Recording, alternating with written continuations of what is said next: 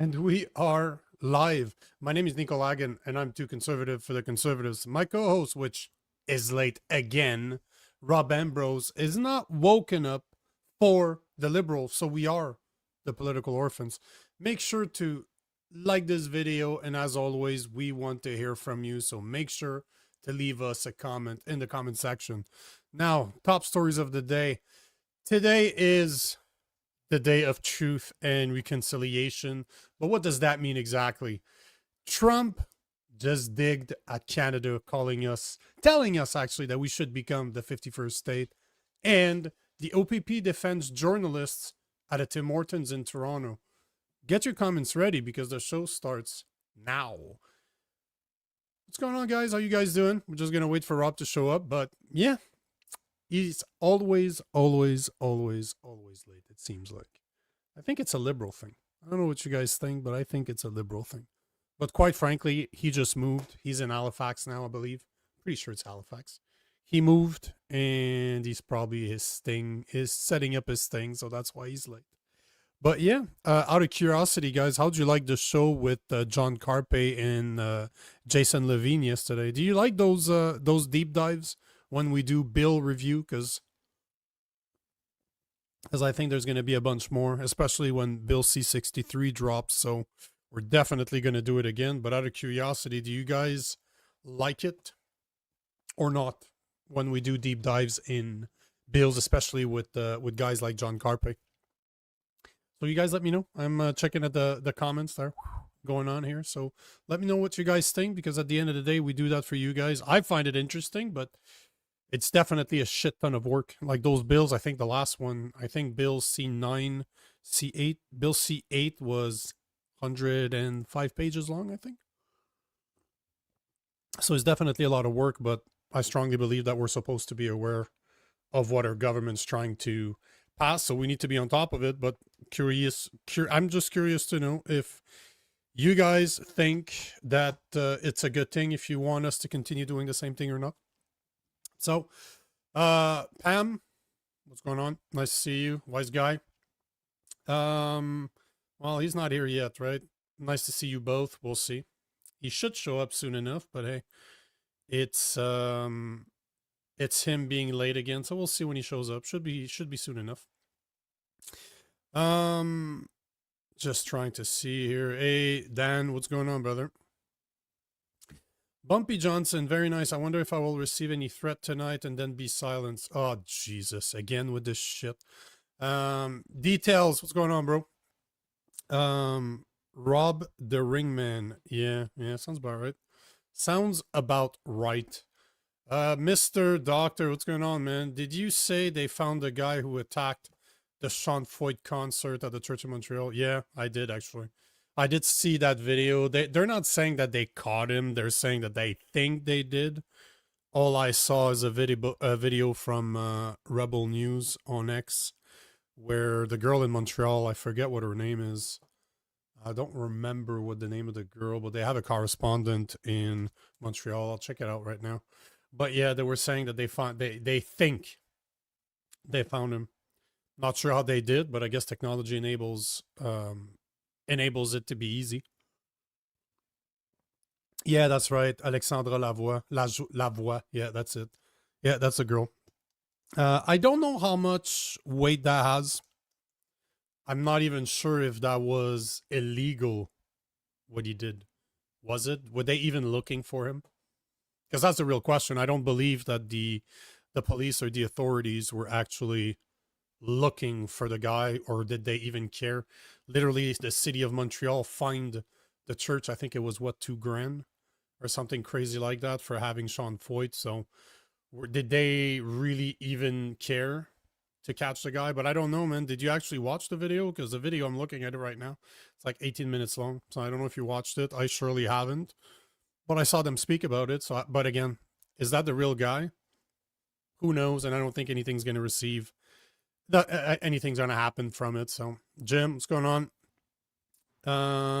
Pam, yes, enjoyed very much. Yeah, I enjoy those things too. It was very different to do it with Jason compared to Rob. The energy is not the same at all.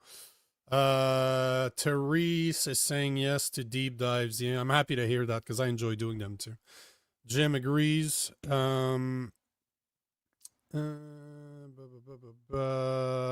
Just looking at the. Oh, here we go. You know, man, you like to insult people all the time, and I don't ban people from this show, but I will put you in a timeout so that you can think about what you're doing, because there's absolutely no reasons to call me name. Absolutely not. Like, there's absolutely no reasons for you to call me name, to call anybody in the comment section names because they disagree with them, or you disagree with them, or they disagree with you. So at the end of the day, the show's intended for people to be polite. If you can't keep that up, I'll just put you in a timeout, and then you can come back pissed off, and I'll put you in a timeout again just so that you stop irritating people and calling them names. Because when you're at a point when you're calling one of the hosts names, why are you even here? Like, at the end of the day, I've never insulted you. I've never called you names. So why do you call me names? And especially, yeah, exactly. So why are you even here? At the end of the day, I know that you've been here for a while, but I don't understand why are you even here? Most of the nights you're here, but why are you here if you're gonna try to insult me? Because obviously you don't have the power to insult me, but why are you here? Why do you care? Why do you not just go somewhere else? Right? I just don't understand why you keep on showing up and being belligerent to other people. So yeah, continue like that, and it's not silencing you, bro. It's just I'm timing you, putting you in a timeout.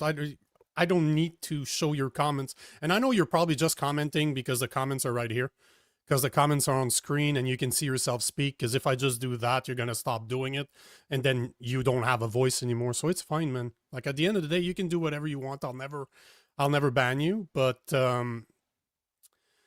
that's not a good way to act with other people. And frankly, I don't understand why you keep on coming if you don't like me, which is fine, man. There's a lot of you guys out there, so I don't get it. Anastasia is saying, have you noticed many leaders, government using peace and safety or peace and sincerity? Is the word going to be seen as tribulation here shortly? Is the world setting up for the Antichrist or the great? I don't know. That's a good question, but they always use peace and safety when they're trying to push legislations that will take your rights away. It's always the same. It's always, always, always the same. When they're trying to take your rights away, they will say that it's for your own good, it's for your safety, and it's for your protection. And what have they been doing right now? Look at what's going on.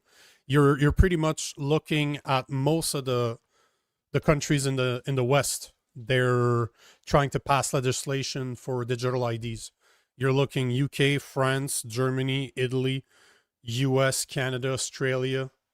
There was a bunch more. I was looking at them earlier, but they're all trying to pass digital IDs. And guess why? Because they created a problem, mass immigration, and now they're selling you the solution. But that was the intent all along. They literally are now trying to tell you that you need an ID to prove who you are, because they want to make sure that you're not illegal. Yet they're the people that let mass immigration happen. They put that in place in order to sell you the ID. And then you start looking at what comes next. It's not a pretty sight. If people don't push back on the IDs, the digital IDs, it's not a good sight. It's really, really not a good sight, because the next thing you see is biometrics. You're going to have your eyesight, your prints, your eyes, probably your size, your facial recognition is everywhere. Cameras are everywhere. So you know that they're going to tie up your biometrics to your digital ID. And then the next thing you know is what's going to happen is that your financials are going to be attached to it. So your bank is going to be there. It's going to be attached to it. And there's a good reason when you think about it.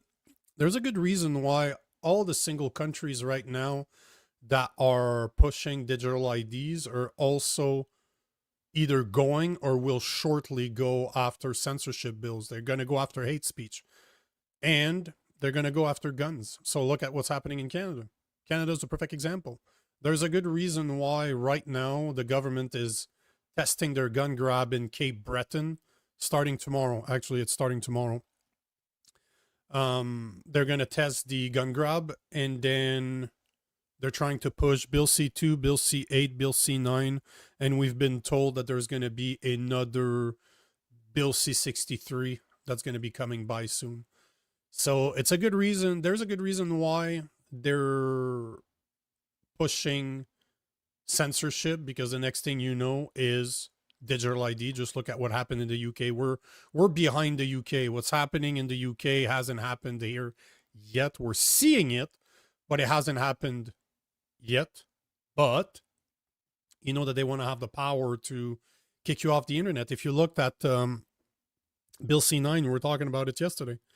Bill C9, is it Bill C9 or Bill C8 we were talking about it? Because Bill C8, I just want to make sure, blah, blah, blah, Bill C8. So it's Bill C8. So yesterday we were talking about Bill C8, and one of the things that's in the bill is giving the power to the Minister of Industry, which is Mélanie Joly, to be able to remove internet access from anybody they deem necessary.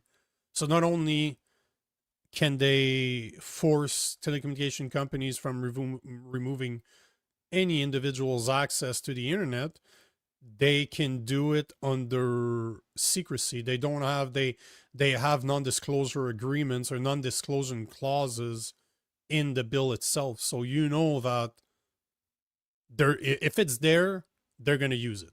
Let's not lie to each other here. They wouldn't put it in there if they didn't plan on using it. So the future is very grim if we let it happen. This is the hill I'm going to die on. This is what I'm going to be fighting as much as I can. Like literally, I'm going to be fighting this every day. So don't be surprised if I'm trying to organize something really big behind the scenes, but it's one of those things that it's coming. And if we don't do anything about it, guess what?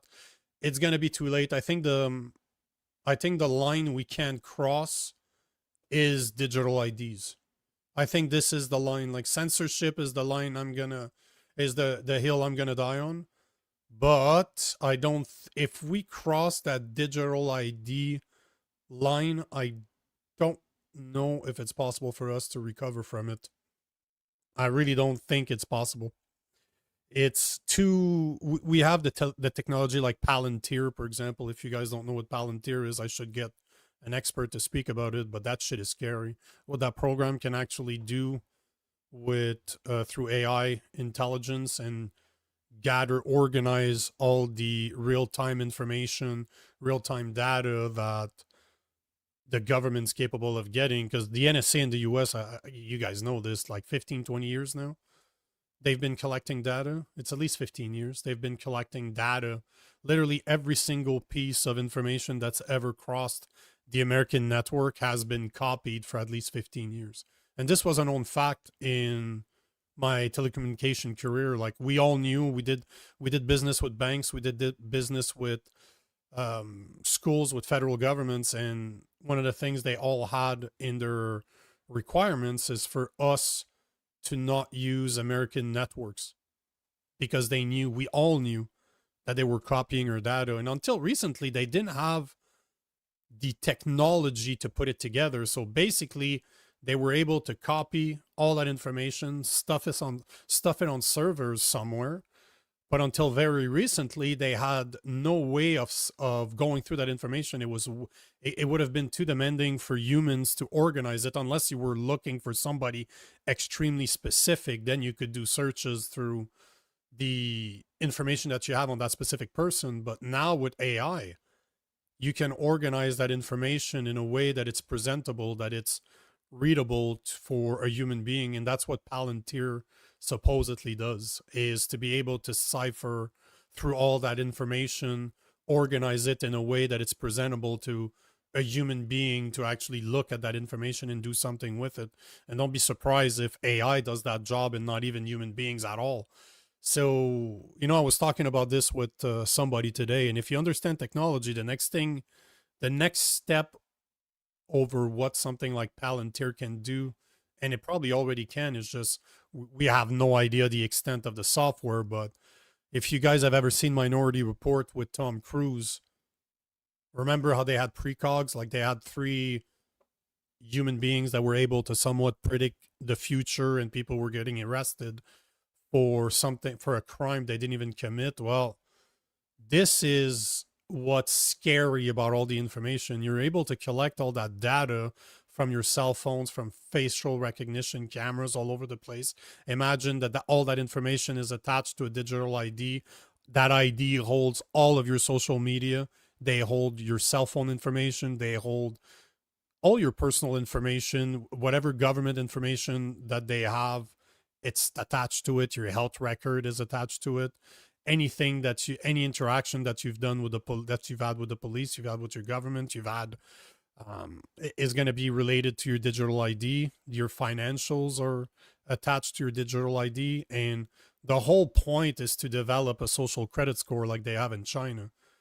This is why the digital ID, people need to be very, very scared of the digital IDs that the government is trying to implement. And don't be fooled. Like, as much as Carney's trying to play, he's trying to play the idiot when he's questioned about the digital ID, when Starmer put it in or announced it in the UK, Mark Carney kind of made it sound like we don't need this in Canada because we have different type of IDs. But at the end of the day, we have the same IDs that the UK has.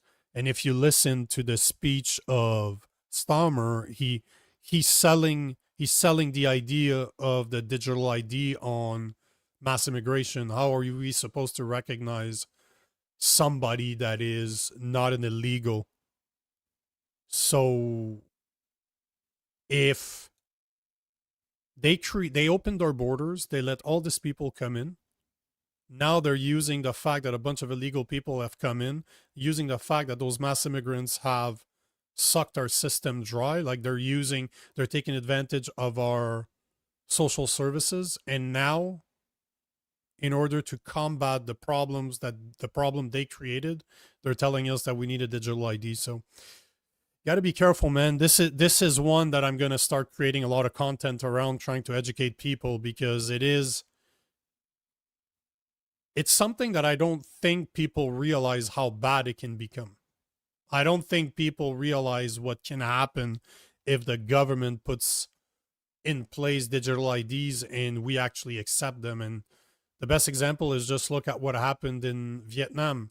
86 million people were debanked last week because they refused the digital IDs. Their banking, their money vanished. All their banking vanished. So people woke up one day and they did not have access to money anymore. Like, this is not a movie. This is reality that happened in Vietnam. So imagine the UK just announced that they said by the end of Parliament, and I believe that it's 2028 or 2029, that it's the end of the Parliament. So you're looking at 4 years, not even. So it's a scary time, but we need to educate people on digital IDs and how dangerous they are, that they're not a solution to immigration. Deportation is a solution to mass immigration. Digital ID is not. They literally created a problem because they were trying to push an agenda, and now they're trying to sell us the solution as we speak. And we need to inform people. We need to fight that back, because once it's there, I think that's the last line. I think that if they implement digital IDs in Canada, the US, and all the Western countries, we're screwed. I don't think we can back away from that one once it's done. You know what they say about communism? You can vote communism in, but you'll have to fight to get it out. And that's the situation that we're facing right now. So I just got a text from Rob, and he's saying that blah, blah, blah. He's basically saying that he's not going to join us because his screen is not working. So there you have it. Somebody that needs help with technology. So if you guys are in Halifax, you should reach out to Rob to see if you can use him. If you can help him, I mean. In the meantime, since he's not going to show us, we still have a shit ton of things to cover. So today in Canada was the Day of Truth and Reconciliation. We all heard about it. It's something that Trudeau put together, I believe, 4 years ago. So let's see. I wanted to show you what people are saying about it, and I'm curious to know what you guys think about it. Do you think we should be celebrating this? What do you guys think? Let me know in the comments. Do you think that Canada should celebrate the Day of Truth and Reconciliation? Basically, it is around the residential schools and the survivors. So this is what it's all about. I don't know about you guys, but to me, a Canadian's a Canadian. And I don't think that people should have special, um, how can I put this in words without being disrespectful? I don't think that people should have special privilege, special powers because ancestors from hundreds of years ago, if not even last, in 100 years ago to 400-500 years ago, did some things that weren't really good by today's standards. So I don't know for you guys, but I don't need to be judged by the actions of others, especially that they weren't my actions. So yeah, I agree. Daniel Montreal, you're absolutely right. Another woke ideology. But I wanted to show you what people are saying because this is not a leftist versus right thing. It is literally every party outside of the PPC is talking for it, and I have some videos to show you.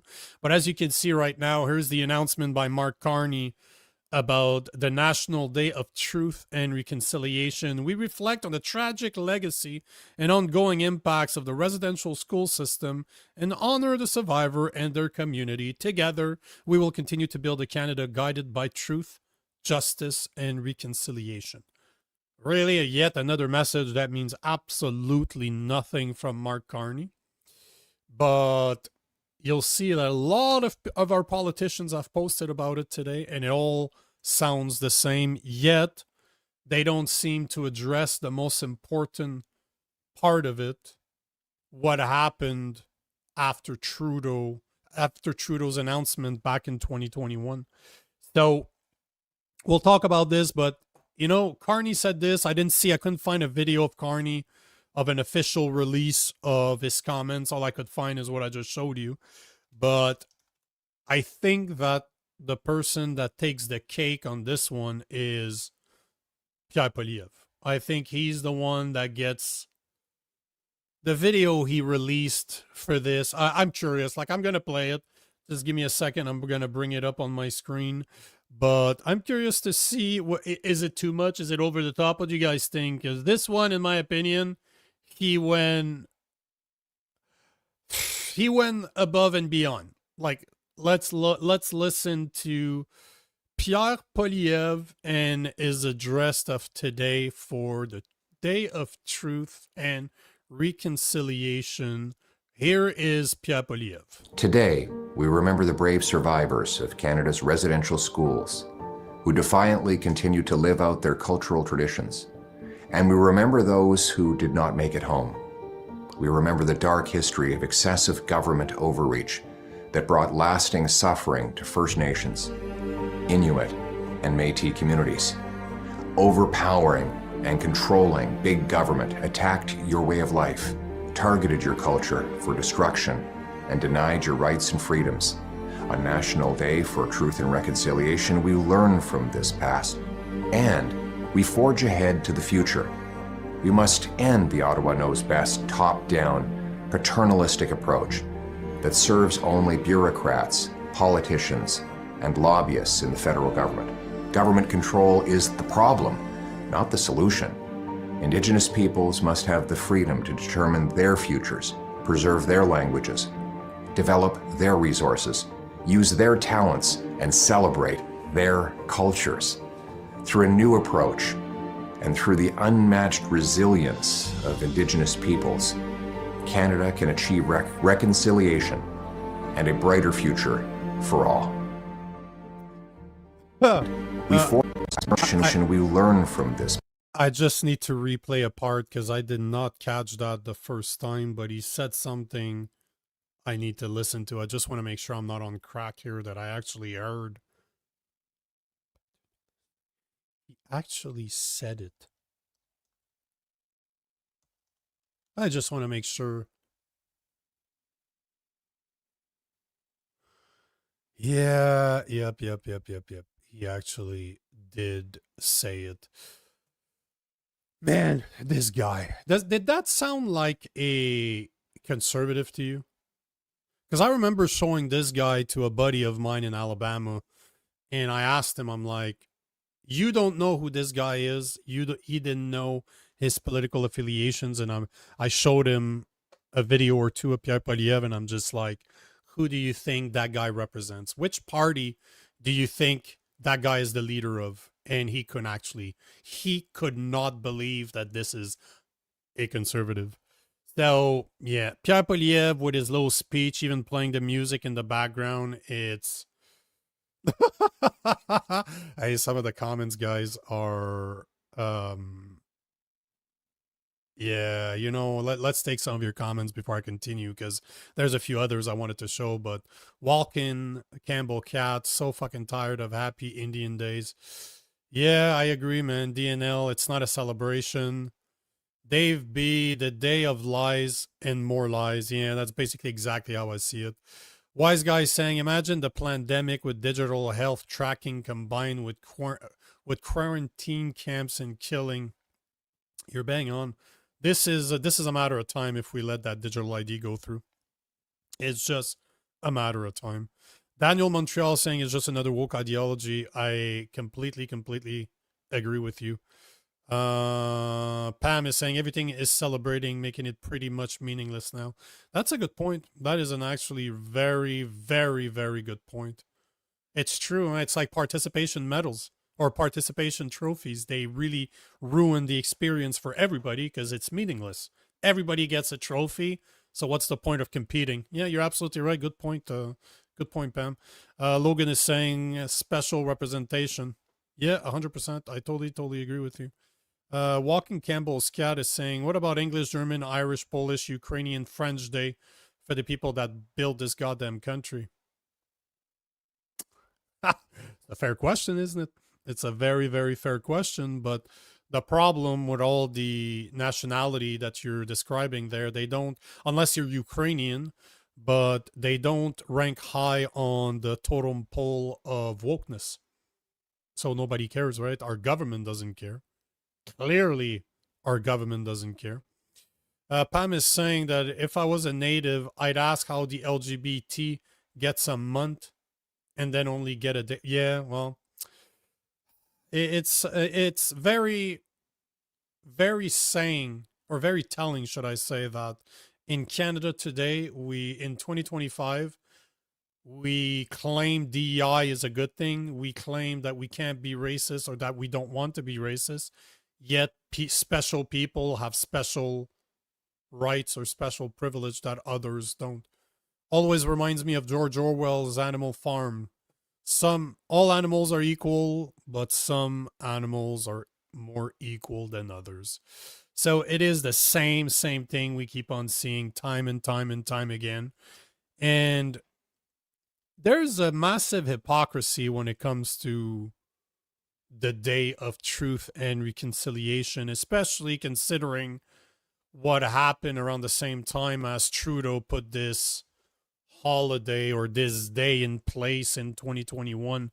But here is a bit of hypocrisy, like a massive amount of hypocrisy right here. This is Sean Fraser, our Minister of Justice, saying that today we remember the children who never came home from residential schools, their families, and those who survived the horrors of the system.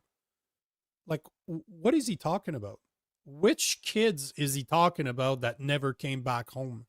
He is continuing the lies that Trudeau started when he said that mass graves have been found around residential schools. Remember when he said that in 2021, right? Hold on. I just want to make sure. Mass grave, residential school, Trudeau comment. I'm pretty sure it was in 2020. Yeah, it was. It was in June of 2021. So in June of 2021, when Trudeau said that mass graves have bbeen found all over the place in Kamloops, I think it's where it started, telling us that kids, thousands, hundreds, if not thousands of kids have been killed in residential schools, and they were just buried in mass graves because supposedly that they did some testing on the ground surrounding some residential schools and they found anomalies, yet they've never been able to prove one single body, and they're still using it, they're still talking about it. Sean Fraser, our fucking minister of justice, our justice minister, is referring to the children who never came home from residential schools. What is he talking about? Because to my knowledge, they weren't able to prove one corpse that was in mass graves. Like, not one. They can't find the mass graves that they're talking about. So very, very fucking interesting that they keep on talking about this. Yet remember that this guy, that is our justice minister, that is trying to push Bill C9, the hate crime bill. He's talking about religious hate crimes, yet this, wouldn't that be considered hate crime? Wouldn't that be considered hate towards Christians, considering that reports are showing more than 100 churches have burned down, were burned to the ground after 2021. People talk about 33. CBC reports on about 33. Some say around 60. I've seen some estimates above 100. I've seen people that told people have reported over 500. So I'm using somewhere in the low end. But imagine that it's 33. Can you name me one other religion in Canada that had 33 of their places of worship burned to the ground? There's not one. Yet they're still passing that idea that they were mass graves. And you know, the funniest thing is that the guy that started this whole thing, our old Prime Minister Justin Trudeau, guess what he was doing today on this beautiful day of truth and reconciliation? He was fucking surfing. Why not in person, sir? They invited you.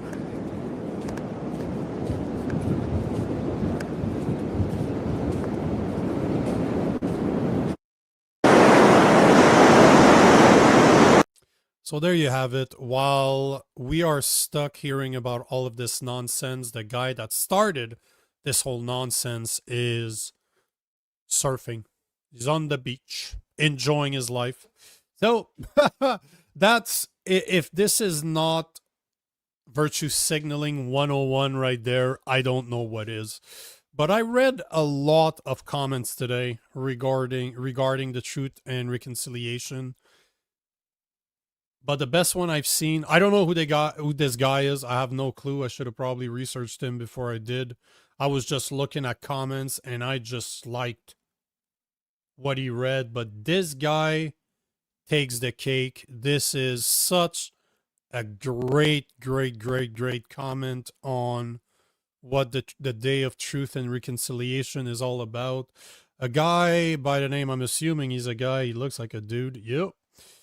Shannon B is saying, I reject blood libel. I did my undergrad honors thesis working with people from Kamloops, among others. I heard their stories. There's really isn't anything exceptional about the abuse that happened in residential schools. Sorry to say, the same kinds of abuse happened in orphanages, mental institutions, foster homes, Boy Scout troops, posh girls' boarding schools, in Catholic churches. We didn't even have laws on the book against child abuse until the mid-70s. This is not something in the consciousness of the general public.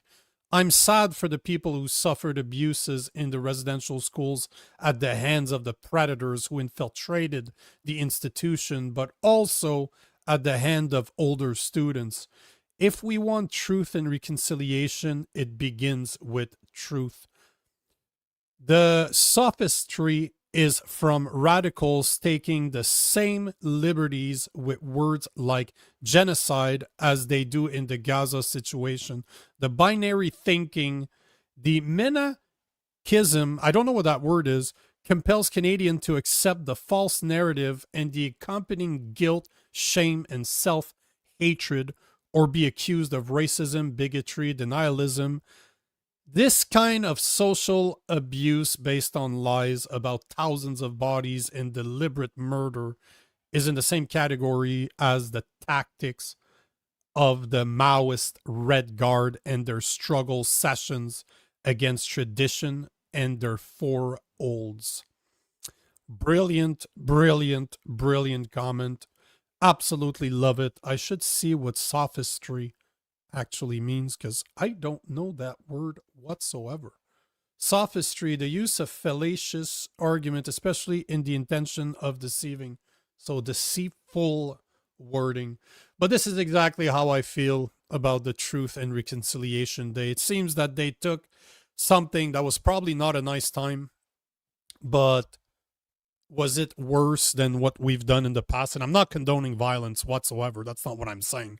But it seems to me that people are using the what happened in the residential schools to make people like me feel bad for something I had no part in. Is that not what's going on here? Because it seems they're trying to guilt white people into believing that they're bigots. What are the words that you use? That they're racist, bigot, denialism, and sophistry. So basically, if you don't go with the narrative, you are a racist, you're a bigot. And oh, this is a part I should have showed you as well, because the reason I chose that post from what was it, Shannon B, is because of this post. On the Truth and Reconciliation Day, as a dad to an Indigenous girl, I say to residential school deniers, stop with your sophistry about graves. Stop. Thousands of Indigenous kids were taken from their parents and terribly abused. That's the truth. So reconcile. So basically, he's telling us that we need to stop worrying about the mass grave. Like it's not a big deal that more than 100 churches were burned because of the lies that our liberal government has been saying about what truly happened. You know, was there a problem with the residential schools? Probably. There's no freaking way that how they treated kids back then would be accepted today. I think we can all agree with that. But can we really judge people from a different time by today's standards? We can't. We really, really can't not. But this, to me, this whole Truth and Reconciliation Day is all about virtue signaling. It is really just to try to make people feel bad for something they didn't do. So you guys let me know what you think, because I'm going to change subjects soon. I'm going to make it a bit funnier, because obviously we're talking about Trump. But I want to take your comments. I want to see what you guys think about this, because to me, it's just, we have to talk about it. It's going on right now, but I think that that's all we do. We're so focused on virtue signaling that we don't even care about the real problems. 1 out of 5 households in Canada right now cannot afford food. They're having problems. They're struggling to afford food. Yet we spend our time arguing about this. Is that really the best we can do? Can we not concentrate on fixing the problems that's affecting 25.5% of households in Canada?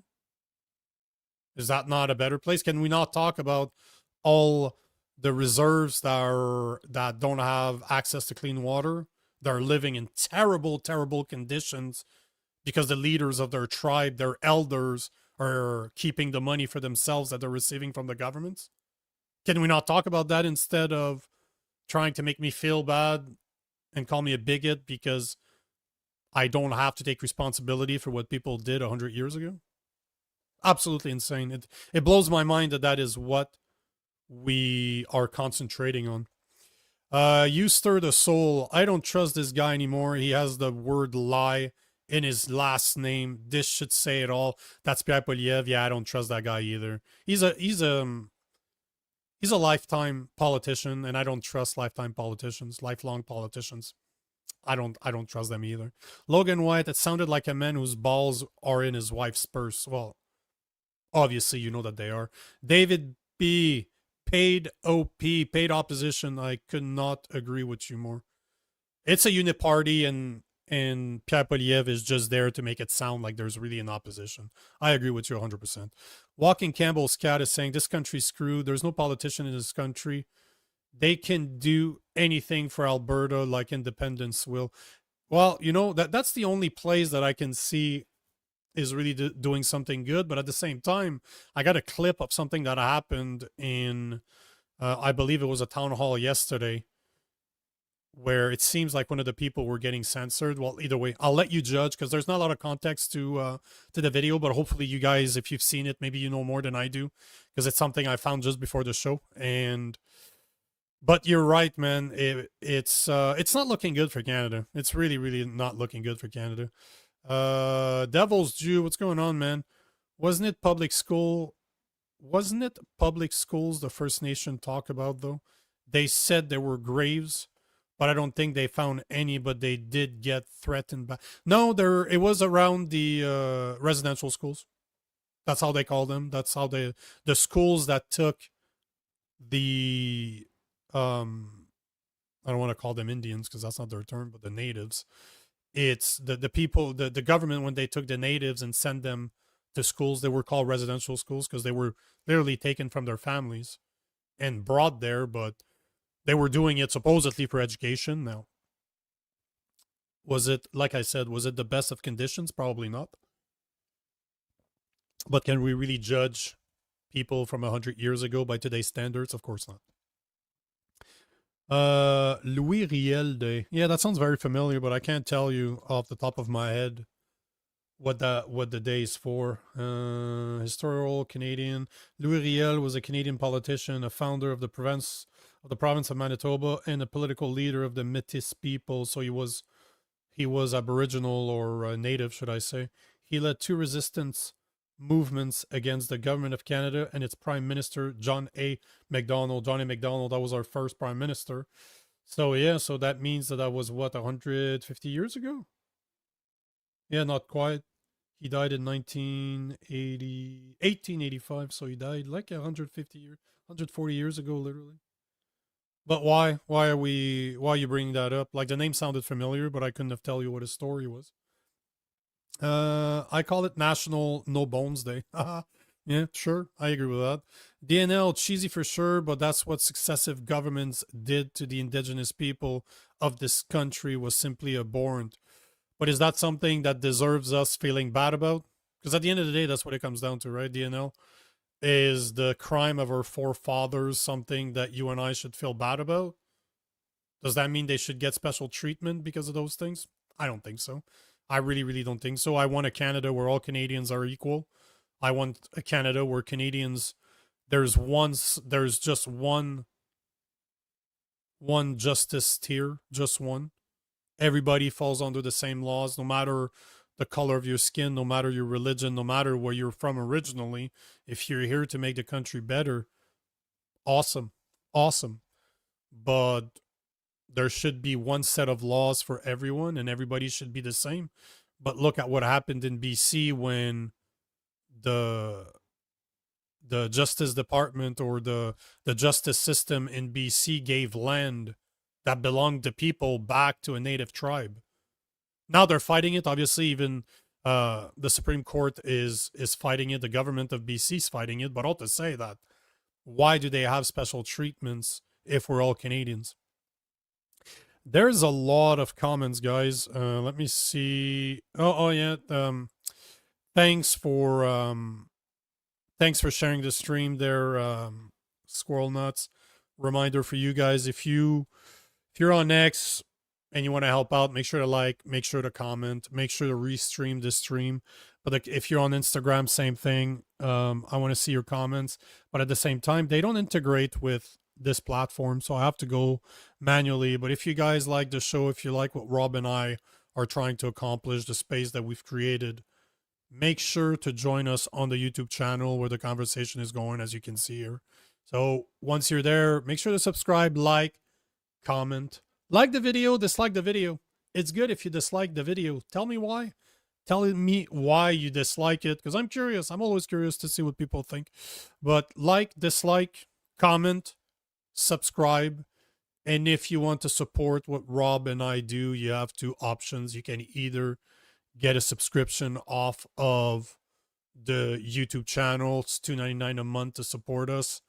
Or you can, if you don't want to give money to YouTube, you can go to the Buy Me a Coffee that's right there and give us a tip there. So let me see. There is a bunch of comments here. So let me see if I can find the good ones here. Oh, there you go. DDoS. What's going on, brother? You're in Kamloops. Bumpy saying it's not just about mass grave, but many children did not return home.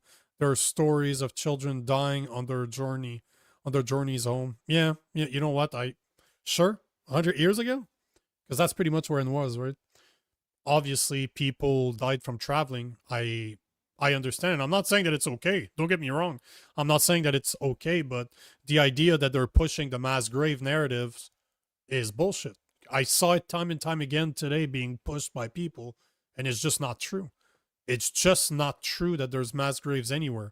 Now, did people die? I'm sure they did. I'm sure children died. Of course they did. It was not, I don't think it was a great place, right? I wasn't there, obviously.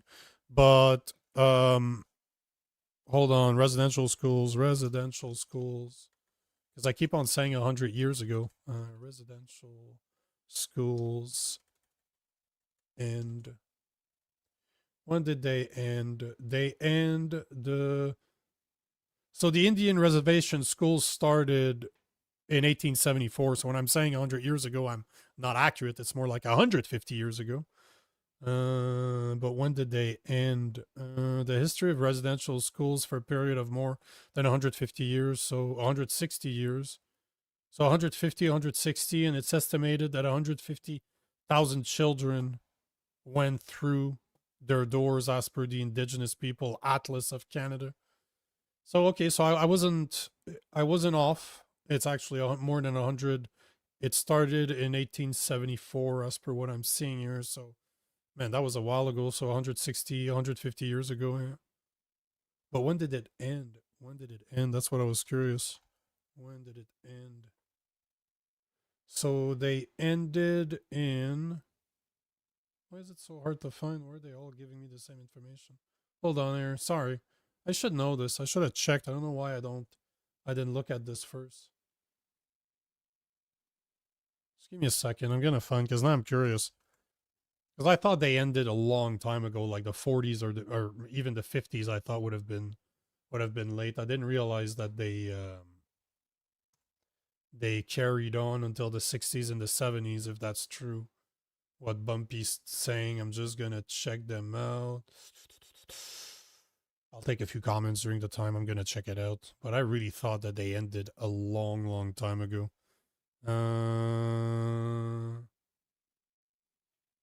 Just seeing what you guys are saying.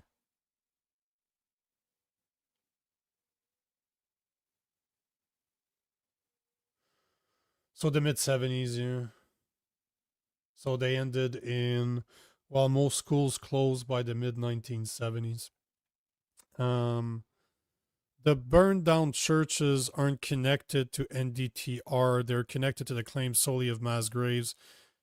NDTR is more than a mass grave. Yeah, I understand, but like the comment, that's why I chose the comment that I read out earlier, because they're making it sound like the residential schools were the worst thing that ever happened, when there's a history of our government treating our children like garbage.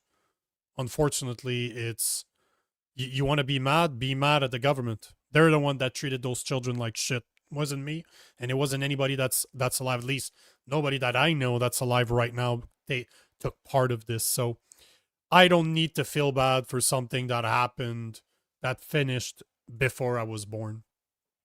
And that started way before. Not even close. I didn't have anybody I know that was alive back then, right?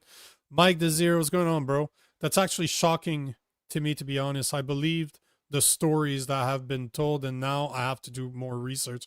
Yeah, and this is the whole thing, right? the fact that they're so blatantly lying about mass grave makes it very difficult for some people out there to completely dismiss the narrative. So as much as Bumpy's saying that there is bad stuff that happened there, and I have no fucking doubt that it did, the fact that they can blatantly lie about something like that, about the mass grave, and never correct it, they never apologized, they never said anything to take it back, discredits the stories of many people. So it's not people like me that you should be pissed off if you think that the residential schools were that bad. You should be pissed at the government because they're the one lying. I'm just saying that we don't need to feel bad for what happened. Wise guy, I agree completely. They did not kill any or many survivors today. Say they were blessed by going as they learned English and God. And I've heard that speech many times too. I've heard that speech many, many, many times too, where a lot of the people that went were happy to go because they got educated.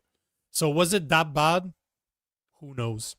Who knows? Guess we will never know the truth because that's something the government doesn't share with us. So, but at the same time, like I said, if they're capable of lying about mass graves, it makes it very easy for people to discredit everything else that any of the survivors said, that any of the people said about those residential schools. And I'm not saying that they're all lying. I'm just saying that the government lying makes it look bad on what they have to say about it. And there's a problematic. So let's change the subject. I know there's a lot of comments and I want you guys to keep them coming. Hold on. Because they get big money for making the claims. Yeah, well, ain't everything about making money, it seems, right? So you're probably right, Pam. There's probably a shit ton of money in there. So obviously they're going to continue the narrative because it's all about the money, it seems. I'll take one more. Wise guy saying the political orphans, the natives I know, are saying that they don't care about that stuff. Not that many even went, and the ones who did were lucky. Yeah, I've heard that speech before. We had an expert on the show. I can't remember what his name was. He was an ex-professor from BC that got fired for doing the research and proving basically that there was no mass graves. And that's what he said. He interviewed a bunch of people. He spoke with a bunch of natives that even went. And he said that people considered themselves lucky to go. So, yeah, you're right, man. It's this whole thing is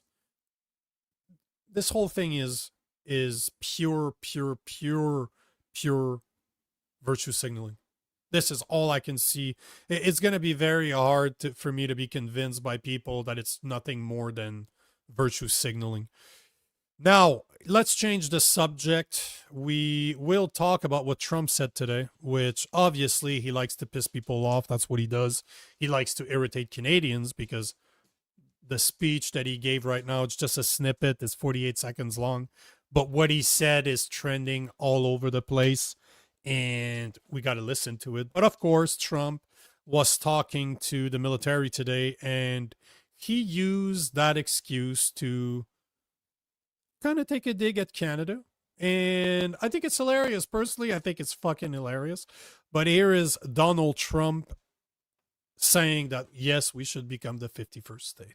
The Golden Dome missile defense shield, it'll be the most sophisticated in the world. You watched it do well until they had some problems at the end with a little bit of a lack of ammunition, defensive ammunition, but they've got that taken care of.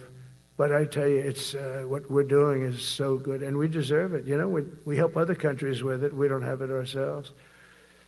And Canada called me a couple of weeks ago. They want to be part of it.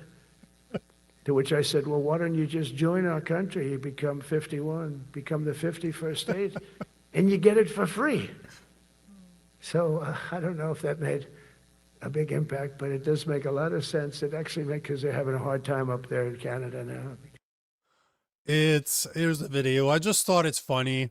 I thought I would break a very serious subject with something funny, but it's Trump being Trump, and Trump likes to piss people off. And Obviously, it works because Canada are always outraged about something, and this is just the latest thing. But Trump saying that Canada should become the 51st state instead of joining the Golden Dome, instead of investing in the Golden Dome, just join the 51st state. You're going to get it for free. It's just Trump being Trump. He likes to talk shit. And, you know, if Canadians didn't react to it, he would stop saying it. I just think it's absolutely hilarious. But here's a question for you guys, though. Considering the state of affairs that we find ourselves in, considering that Mark Carney seems to be doing everything possible to destroy the rest of our economy, would you prefer joining the U.S.?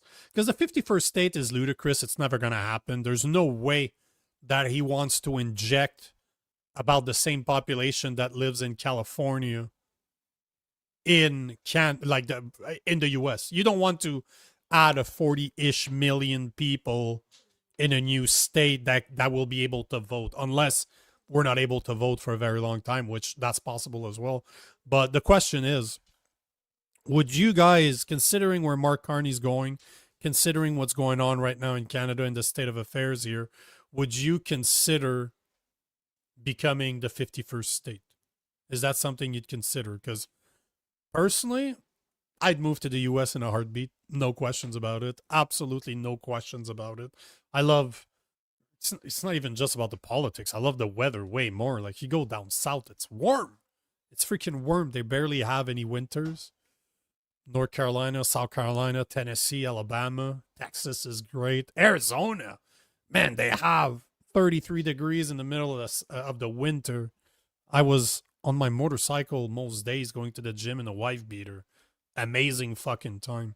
But considering the state of affair in which we are, would you guys consider, if there was put to a vote, let's say that tomorrow there's a vote and there's a referendum and we are asked, should we become the 51st state? Yes or no? I want to know. I'm going to take some comments right now because I'm really, really curious to see what you guys think. Let's see where the comment starts here. I want to take this one. I think that was about the last the last subject, but you steer the soul. When I was in grade 5, I had an assignment to do a story on Louis Riel. I ended up taking a very long bus ride to Duck Lake, Saskatchewan, spoke to many of the people at the museum, got the strap for my report. Got the strap. Oh, shit. Oh, wow. Why? What did you say? Got the strap. I didn't get it. Oh, man. So you got your bum hurt. So what did you say? What did you say? I'm really curious to see what what you actually said. So Skirl Nuts is saying, when the king came to Canada, Buddy handed him a note/letter. Wonder what exactly was on that. That chief's pledge to the UN royal agenda. Well, I think it was, I saw some comments from Wise Guy. I think it's Wise Guy that's been talking about an American Union. And, you know, as a conspiracy theorist, it's hard for me to not see it happen, to not believe that it could happen. That Carney's doing it on purpose to destroy the economy so that it's easy for the US to take us as part of their country. Like, that would not surprise me that that's the plan. Because at the end of the day, if they want to have a one world order, they need all the countries under the same banner. But you don't wake up tomorrow under the same banner of a one world order. So you need to do it by steps, and one of the steps would make sense. So just like they did in Europe, they associate all the Europe under the EU, and then they could do the North American Union. They would have Mexico, Canada, and the US strapped together. Next thing you know, South America is all under. I guess that makes sense. Like, it could happen. It could definitely happen. Trevor Benson saying, love or hate him, the guy's entertaining. Couldn't agree with you more. That dude makes me so laugh. Like, he makes me laugh so hard. Like, just our dome, our golden dome is going to be the best. It's going to be the best. Just like our beautiful clean coal. It's the best. Bumpy, Trump provokes like little people like Canadians. I couldn't agree with you more. If people didn't react to it, he wouldn't do it anymore because it wouldn't be entertaining to him. Pure Gosu is saying, I'm ready to join America. David B, Area 51, go Trump go. Squirrel Nuts, on behalf of him, and I say his people, but the people don't all agree. Lol at the Political Orphan, I still say my North American Union is on. It's way LOL. Yeah, well, it's easy to see, bro. It's very easy to see a North American Union. Not necessarily a good thing for everybody, but yeah. I'd rather fight for my whole country. Yeah, okay, sure. I can see that too. Anastasia, well, it's just another grift the government is pulling. Yeah. I like Trump, says Anastasia. Rusty Wiener from Rumble is saying, hell yeah. Wise Guy saying to join us. Yeah, well. I think that I would be very curious to see the people that would agree. I would be very, very, very curious to see. See, there's a bunch. I'd rather be a protectorate like New Mexico. Yeah, New Mexico. We went through it, I believe. Did we go through it? I think we had to. Between Texas and Arizona. I can't remember. I'd have to look at a map if we did. But, yeah. Oh, the South is awesome. That's a pretty big state, says Squirrel Nuts. Lol. All of Canada as a landmass. Yeah, we're literally doubling the size of the U.S. as one state. It's never going to happen. Never, never, never going to happen. But I agree with you, La Chèvre Noire, that Canada plays the offended version. The offended version. You're absolutely right. That's the role. We're offended by everything. Yet we're so complacent that we're not going to do anything about it. Derek Settler, I'd rather be... Oh, New Mexico, right? Wise Guy, Nico, you may have to anyway sooner than you think. You know what? I think it's a very strong possibility that Canada will join the U.S. As much as it sounds like a joke when Trump says it, it would not surprise me in the fucking slightest that it would happen. Squirrel Nuts is saying I'd vote yes. Alberta independence is like 4 yes. First and Second Amendment, yeah. Pure Gosu saying the same thing, yes. Pam saying yes. Wise Guy saying yes. Mike Desir, Pearl? PRL. I'm not that cool, bro. I don't know what PRL means. Is high level interpreted programming language. Yeah, I don't think. Oh, Pearl. Yeah, I don't think that's it. But do I say yes? Does that mean yes, Mike? Derek Sittler is saying no. Why not, Derek? Why not? Why not? Don't want to be part of the U.S. Dragon Warrior saying yes. Rusty Wiener saying yes. You Steer the Soul saying no. I would say we'd be better if Alberta, BC, Saskatchewan, and the North Territory make its own country. Men in Manitoba and Ontario on their own. Quebec can now have their own country. Yeah, I don't want to be part. I'm in Quebec right now. I would never want to be part of that country. Fuck that noise. If I ever stay in Canada, it's going to be in Alberta. There's no way that I want to stay here. Rusty Wiener, I want alienable human rights. Yeah, I don't think that exists anymore, bro. I don't know a country that still exists. La Chèvre Noire, yes, just for the First and Second Amendment. I agree. Bumpy Johnson, wasn't the strap used on the hand? I always thought that it was pretty much used anywhere that where they felt to use it. Maybe you're right, but I don't know. I've never got the strap in school, so it would be hard. Not saying that I did not deserve it, because I did, but I never received it in school. All I got is this on the ass by my father, not in school. Let me see, Mike. It was a typo. I can't believe we don't actually have a Western Union with Canada, US, Mexico, etc. Like the European Union, you mean? You know, the EU for that is kind of cool, though, because, you know, my wife's family's Italian. She has her Italian passport. Because we're married, I'm going to apply for my Italian passport, meaning that I think I need to spend something like 2 or 3 years over there, and I would get my citizenship. And once you have your citizenship, because it's part of the EU, you can go to all of the countries that are part of the EU, meaning that we could go to a country like Poland, for example. We could go to any country in the EU, which is kind of cool. But would that make sense for Canada, the US, and Mexico? Sure. Sassy Cindy is saying, don't want to be stripped at the border anymore. Oh, well, there you go. That's a good reason, right? Mike Desir, but me, I'm indifferent as long as I move to Alberta, I'm good. Pure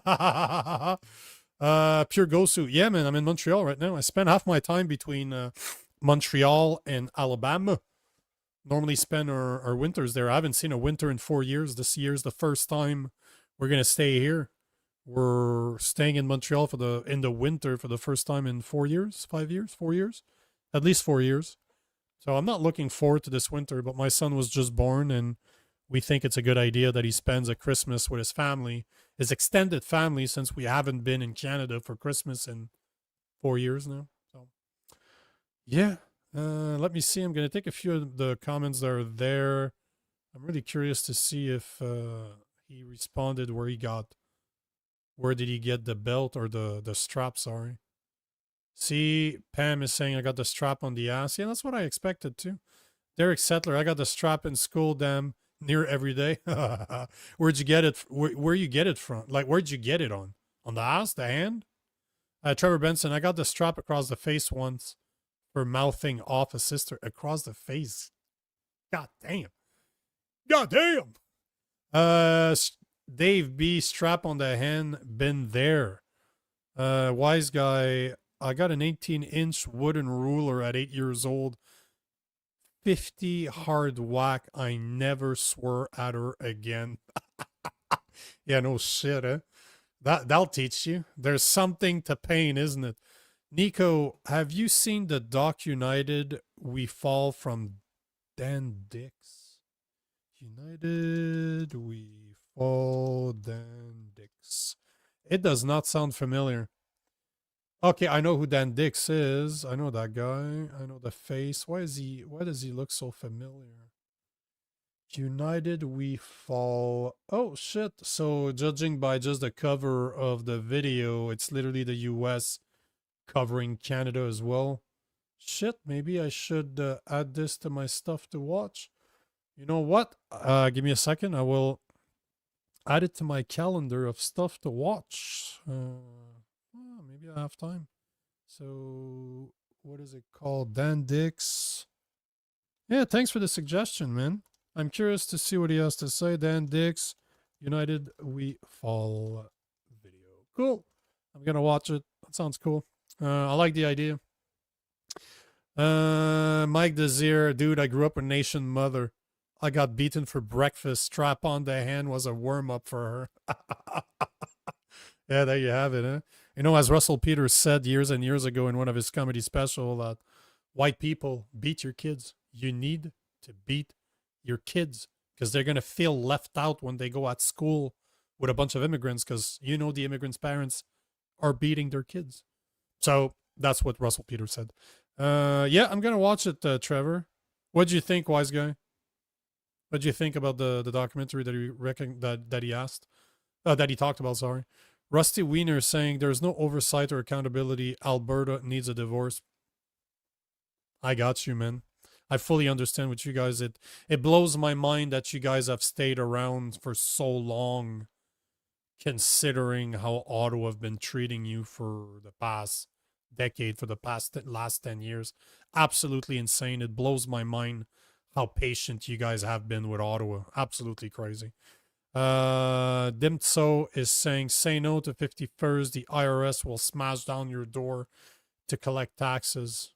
Yeah, I wouldn't be surprised if the same thing happens in Canada. I don't know if it actually has happened, but yeah, they're the government's always good at collecting taxes because remember, that's the only way they produce money is by taxation. They don't create money. They just tax people out of their money. Devil's due. I heard people saying we can't join the EU because of the Monroe Doctrine. That I have never heard of the Monroe Doctrine. Monroe Doctrine. God damn, man. I'm learning today. That's good stuff. The Monroe Doctrine, claimed by the United States in 1823, was a foreign policy that opposed European colonialism in the Americas, declaring that further attempts at colonization or intervention in the affairs of independent American nations would be seen as a hostile act by the U.S. While initially lacking the power to fully enforce it, the U.S. gradually asserted its influence in the West Hemisphere, expanding the doctrine's scope and eventually using it to justify U.S. intervention in Latin America. Oh, that's interesting. So the question becomes, does the Monroe Doctrine encompass Canada? Let's see what the Google say, and we will go check out what Grok says. Well, that's interesting. I did not know that. No, the Monroe Doctrine did not initially encompass Canada, but it seems like there's a but somewhere in there. It also stated that the U.S. would respect existing European colonies. However, in 1938, the U.S. President Franklin D. Roosevelt clarified that Canada's security was linked to the U.S., leading to what's sometimes called the Canadian corollary of the doctrine, which effectively provided a secure guarantee to Canada. Well, there you have it, Devil's Due. Good for you, man. Thanks for the information. I had no fucking idea, but it looks like by what I'm reading right now that it could encompass Canada. And you hear Trump say that all the time, right? That what happens in Canada is a security problem for the US. And at the end of the day, it makes sense because we do have the largest border between two countries in the world. So, yeah, it is. I can see how they can make that claim. Very, very good information, Devil's Due. Thanks for sharing, man. I didn't know that. I like it. Wise guy, it was like watching an Alex Jones documentary, only done better. Okay, well, man, Alex Jones sometimes is hard to listen to. Like, he is over the top, but Jesus. Anastasia, the only thing we have is an agreement for trade. Yeah. Trevor Benson, become the 51st state, you get a piece of that 36 trillion. Yeah, good point. Logan White, CRA has no power to arrest according to Kevin J. Johnson, but it don't really believe much of what he says. Yeah, I don't either.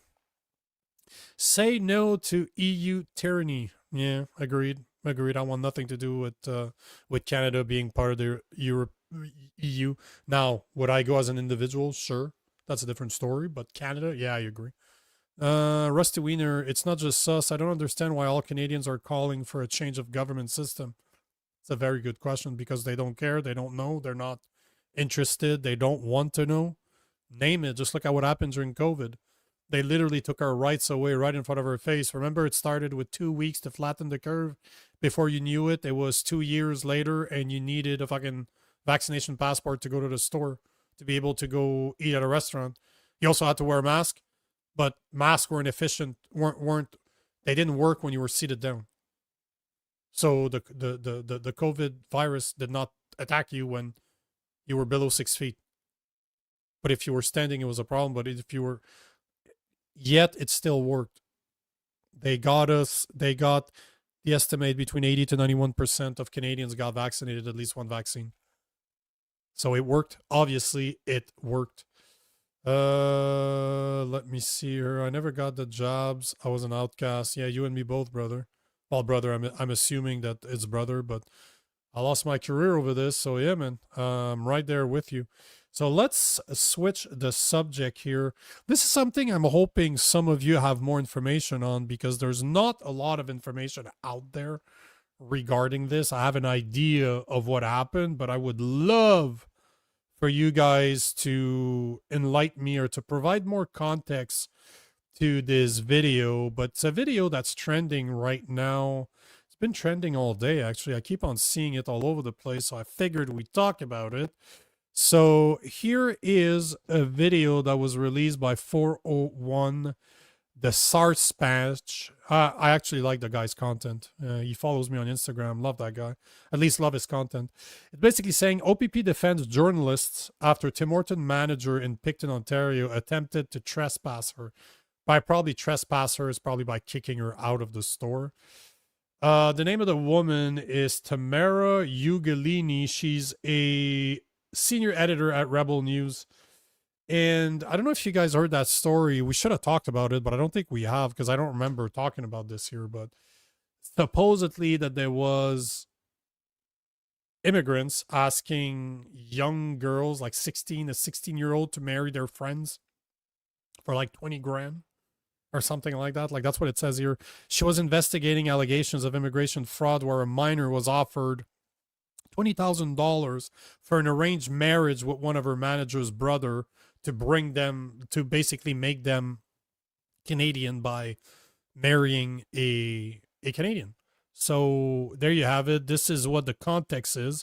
But it's interesting to see the OPP standing up the way that they did. I'm not sure what I feel about that, but here's the video. You guys let me know what you think. Here's the OPP in Picton, Ontario. The owner called, but he's not here. So he's claiming that that gentleman who was trespassed came into the store. Not the gentleman, the lady. What lady? The one who's running the. Yeah. And what's wrong with that? So he said that no one, like, she's trespassing into private property. How is she trespassing? Like, he was like standing in the lobby. She is an independent journalist. She was never trespassed from this property, and she has all her 100% rights to be here. Just because your boss doesn't like the fact that an independent journalist is in here video recording, that's not up to him. She has the right to do that. I can call him and you can. I'm not gonna, no, I'm not gonna talk to him. You tell him that she has all the right to be here. I'm not going to entertain that. You tell that to Mohammed. I'm sorry if I'm being crass with you, but you relay that to Mohammed that I'm not even entertaining that portion of it, of this lady being here. If any media is It doesn't matter. They have all the rights in the world to do it. This is all. See, and I don't know about this. This is why I wanted to bring this up, because this whole video doesn't sound right to me. So, as far as I understand, it's a private property. It's owned by a private business. If they don't want you to record there, they have the right to do so, to tell you not to record there. Because you look, I go to gyms all over the place, right? I've traveled all over the US and Canada. I always find a gym to work out when I'm there. And there's a gym around here that I go to sometimes that they don't allow recording within their gym. So I don't record myself at the gym, but I do have a tripod that I put my phone on because I use the timer on my phone, and I've broken a phone before by dropping weights on it. So there's no way in hell that I want a $2,000 phone to be broken. So I put it on the tripod so it's out of the way and it's not on the nasty floor. But as far as I know, and correct me if I'm wrong, you guys tell me what you think about this, but I don't see how she's protected. If the business owner or the person that runs a business don't want you on their premise, it's not public. This is not public premise. This is a business. This is their space. And if they want to tell you to leave, why wouldn't they be able to? That part does not make any sense to me, because as far as I know, there's no laws. It's not because she's an independent journalist that she can go wherever she wants on private property and record people. So, so I'm curious to see what you guys think. I'm gonna Google it real fast here. I'm gonna do a tiny bit of research, but I'm curious to see what you guys think. Do you guys think that she's allowed to be there? Do you guys think that the owner's allowed to kick her out? Or was the OPP correct? Because that part does not make sense to me. Where are the lawyers when we need one? I should have tried to find. I found the video not too long before the show. Like I know I said it was trending all day, but I didn't consider bringing it onto the show before about an hour or two. So I should have tried to contact a lawyer, because I know a bunch of them, and just ask them what they think about this. But as far as I know, a private business can ask customers not to record.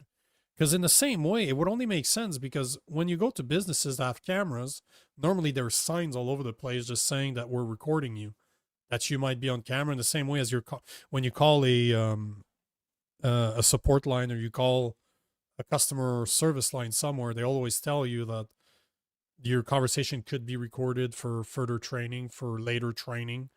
So as far as I know, there's there's nothing stopping a business owner from wanting you to, from preventing you from recording on their private business, on their private. Yeah, it doesn't make sense. It doesn't make sense to me. And I agree, La Chèvre Noire, that was the whole point. That's why I wanted to bring it up, is because there's context missing. There's no way that the video is a minute long. The full video might be 20, 30 minutes long for all we know, but there seems to be missing context. And I didn't see what the context was. And I'd be very curious because maybe you guys have seen something I haven't, but I agree with La Chèvre Noire that I think there's missing context to that video. And I'm not sure what it is, and I'm curious. Did you guys see something else? Because this is trending all over the place, and I just don't know. It just does not sound right to me. There really seems to be there's something missing, and obviously, it's hard for us to say what's actually going on there. Can a private business ask a customer not to record on their premise and eject them if they do? Because I'm pretty sure in Ontario, obviously we need to make sure that it's in Ontario, but I'm pretty sure that they have all the rights to kick somebody out that they don't want recording on their premise, and they continue doing it. So yeah, right here, property rights.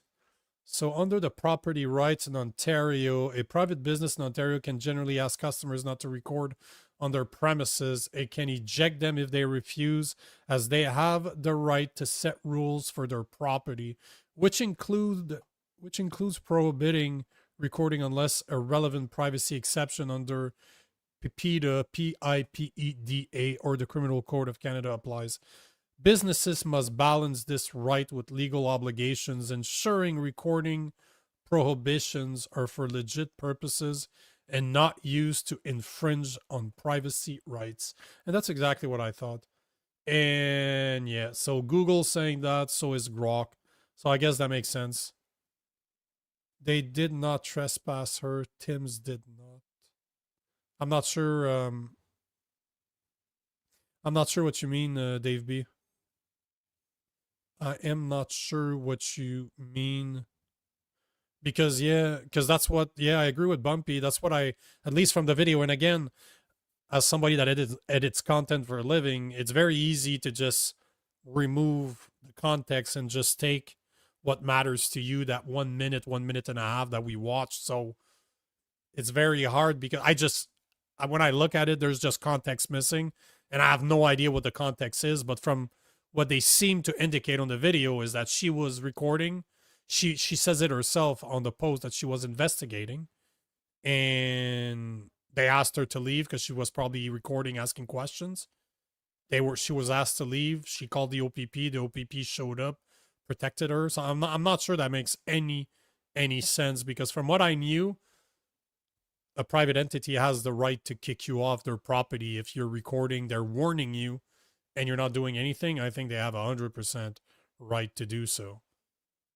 Trespass to Property Act of Ontario. Yeah, that's exactly what both Google and Grok are pointing to.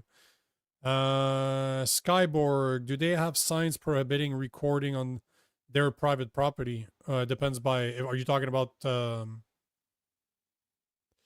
Hortons? If they have signs, I've seen those signs before, but that's not what I meant earlier. I was more saying that they were often businesses, if they're recording you, they will have, obviously you see the cameras, but they normally have signs saying that they will be recording you. David Sittler, sorry. I watched with the girls on Rebel Roundup break it down. She was never trespassed, and that's what led to what you saw recorded there.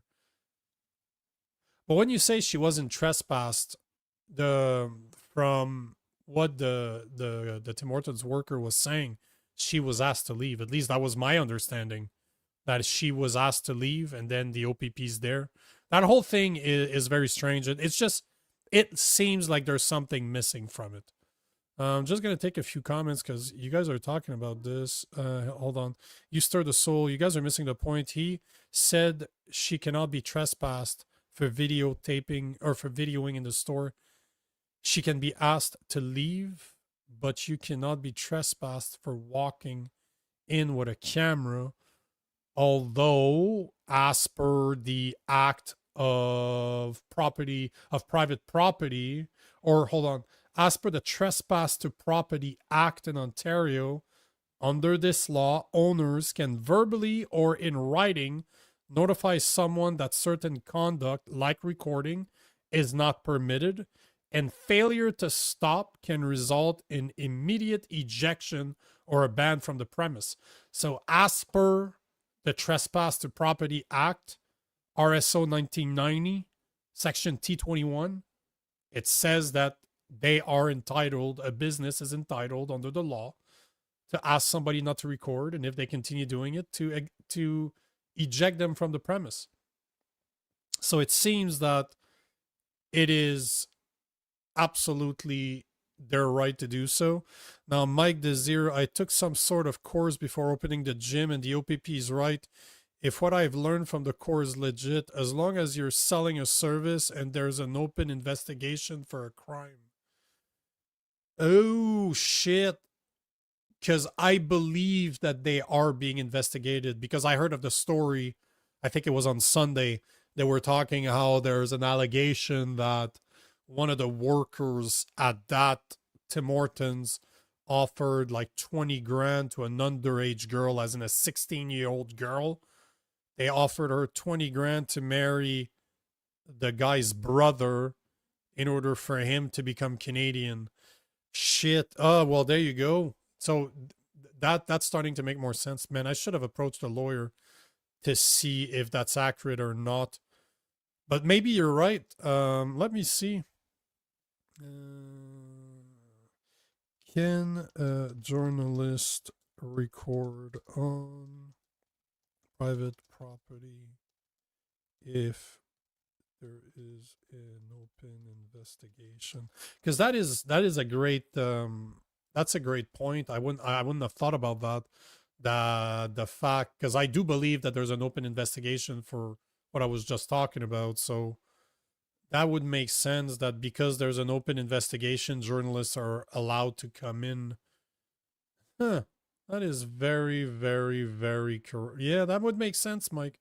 Rusty Wiener is saying, I agree. I'm not comfortable with it. While I like the idea of protecting journalism, this is private property. This would create the precedent for activists to shut down businesses. Very good point. Very, very good point, Rusty Wiener. Hold on. So, as per Grok and the trespass, hold on.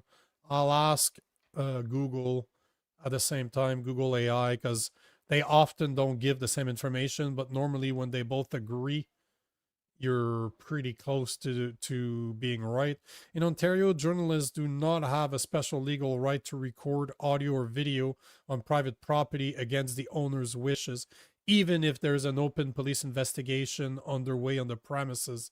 Private property owners, including businesses, retain the authority to prohibit recording and enforce it through ejection or a trespass notice under the Trespass to Property Act. This applies regardless of journalistic status. Reporters must obtain permission from the person in lawful possession of the property, example, the owners or managers, to enter and record, and failure to comply can lead to immediate removal or charges. So it seems that, and Google is literally repeating word for word, so they're basically both referring to the Trespass Act, the Trespass to Property Act. So it seems that she didn't have the rights to be there if the people are ejecting her. Yeah, see, that makes sense to me, and I agree with you. I agree with you, Rusty Wiener, that if journalists can do it, that means that an activist could get a journalist journalistic status from one of the many organizations that you can pay, and they will give you the status of a journalist. That means that they could literally do what they want on the private business. Yeah, at the end of the day, I think I agree that the private business should be able to kick somebody out. But obviously, I saw a comment somewhere and I lost track of it. But obviously, we all know why they ejected her from the store. They probably did not like the questions she was asking, right? I think we can all agree that the reason they ejected her is because they did not like what she was talking about or what she was asking.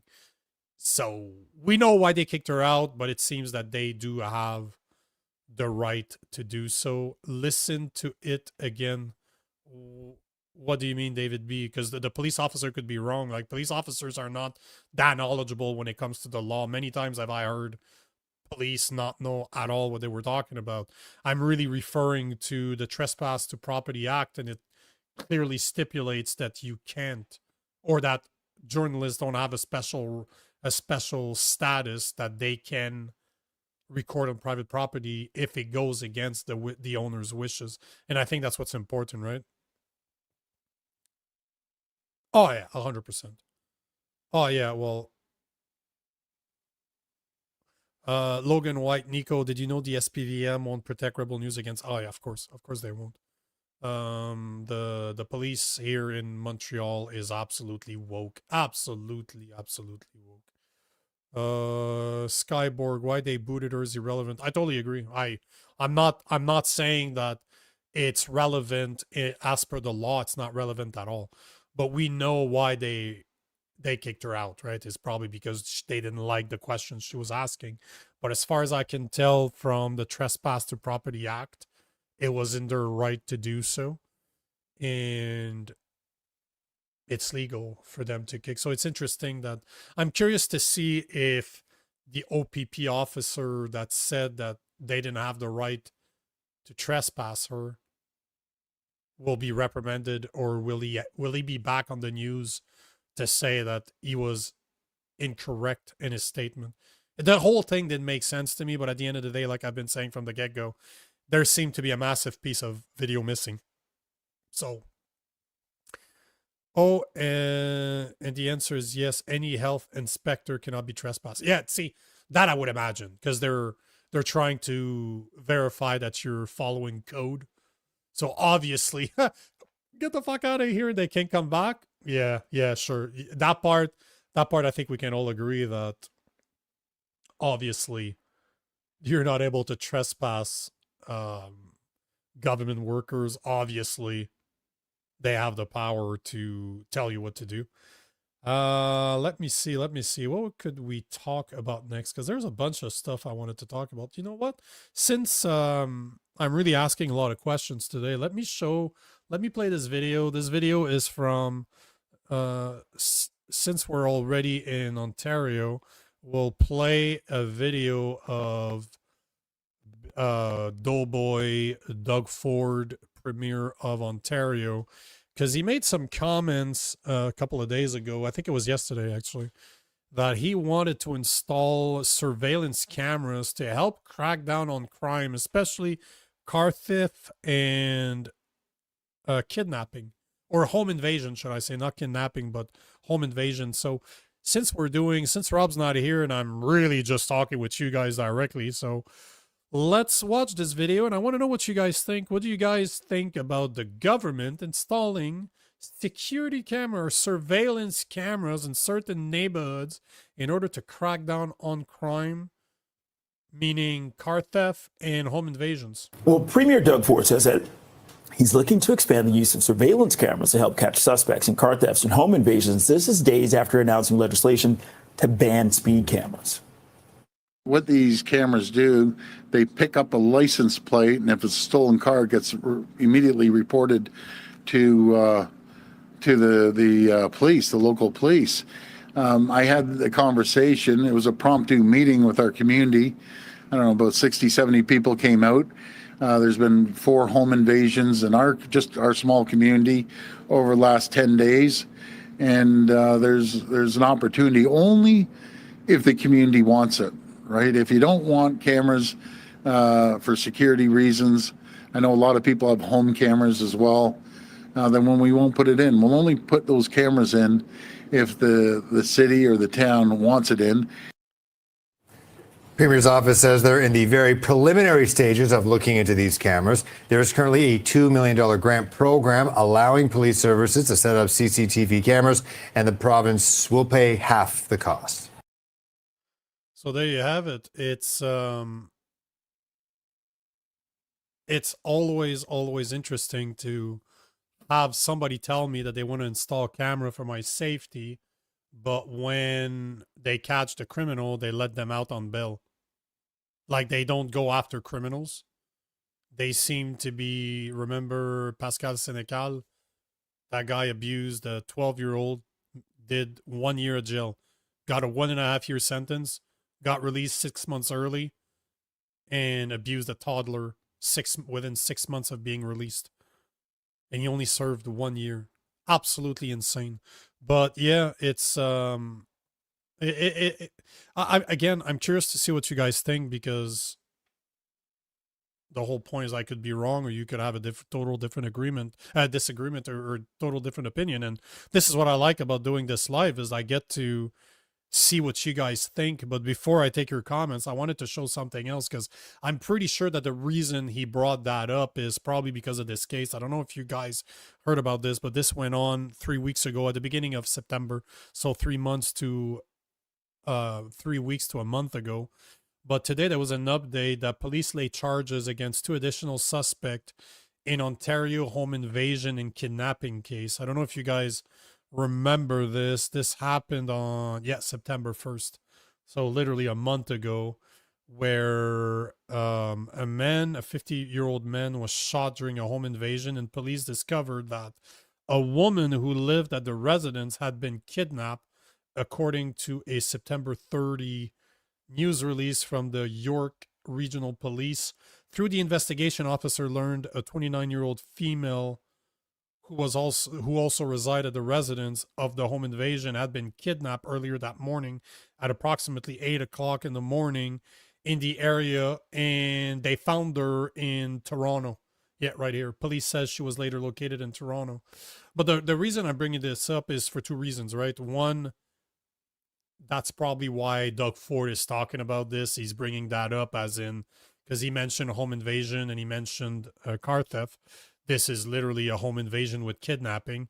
But what I find very, very ironic is that they talk about this like the cameras would be installed for safety, just like a digital ID would be the way to combat illegal immigrants that they let in the first place. Here is like they don't allow people to defend themselves with guns. Castle doctrine is not a thing in Canada. You really want to help against home invasion? Allow for castle doctrine. There you go, problem fixed. Allow people to own guns and allow them to defend themselves, their families, and their property. It's pretty fucking simple. But what's ironic about all of this is especially right here. So they had caught 2 guys. So if I remember correctly, those 2 guys are the 2 original ones. So police arrested and charged those 2 guys along with 2 unnamed minors during a September 1st, 2025 home invasion in Markham, Ontario. So those guys are not old. The other guys, like those guys are obviously older. But so it seems that those are 2 minors right there. And they're basically saying that they were charged, the 4 people, so 21-year-old, 20-year-old, and a 16 and a 17-year-old were all charged with attempted murder, conspiracy to commit kidnapping, robbery with a firearm, disguised with intent, possession of property obtained by a crime over $5,000, possession of a prohibited device, and possession of a restricted firearm without a license. So obviously they were legal. And conspiracy to commit murder. So what I found to be funny about this is, according to Boulay, the 16-year-old who was initially arrested was already under a prior release order for unrelated offense. So that dude was already literally on probation for unrelated offenses, while Batty, the 21-year-old, was released on bail September 3rd. So, you know, Dougie can tell us all he wants that installing cameras is a good idea, that it's going to help us catch criminals. But what the fuck do they do with those criminals? They literally let them back out. The one of the two guys, what was his name? Batty was a 21-year-old. So the 21-year-old is on bail already, and the 20-year-old was already in trouble. He was already under a prior release order for unrelated offenses. So he's a repeated criminal. And we're talking about serious charges here. We're literally talking about attempted murder, conspiracy to commit kidnapping, robbery with a firearm, disguise with intent, possession of property obtained by crime over $5,000, possession of a prohibited device, and possession of a restricted firearm without a license. Those are serious fucking accusations. And one of the two guys is already on bail? Like, what the fuck's going on here, right? Like, how about instead of trying to install cameras so that they can surveillance more, that they can spy on us more, they can actually track our movement by looking at our license plate and seeing where we're going, install AI softwares in the background that can do facial recognition so that they can see what we're doing and what we're doing. Does it fit what we're supposed to do? How about we be hard on criminals?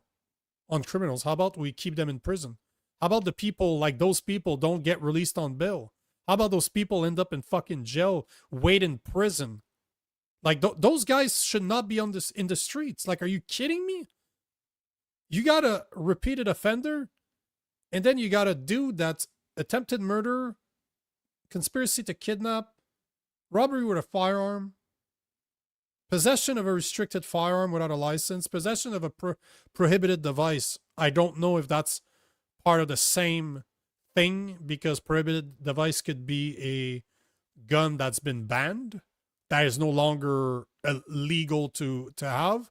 And he's talking about a restricted firearm. So restricted firearm, chances are it's a handgun that they use for the crime. But it's absolutely insane that on one side you have Doug Ford trying to tell us that we should install cameras to monitor people and what they're doing to hopefully catch criminals while they're doing car theft or home invasions. But once they catch the people, they fucking let them out on bail. Absolutely insane. It is absolutely insane. It's almost as bad as having a police officer from the York region tell us that, you know, guys, the people that do home invasions, those criminals, they're really dangerous. They're often armed. They have guns, and those guns are loaded. So instead of fighting them inside your house, instead of having them come into your house to steal your shit, maybe you should just put your car fob outside so that they don't have to break in your house. Like, are you fucking kidding me? Like, are you fucking kidding me? This is how we are supposed to protect ourselves, but hey, that's our police force now. Absolutely insane. Let's take some comments. 10 minutes to go. Goddamn, we've been going for an hour, 42 minutes already. Wise guy, hey guys, wasn't it enjoyable basically? Oh, hey guys, wasn't it enjoyable basically chatting with Nico tonight? I enjoyed it and found it engaging.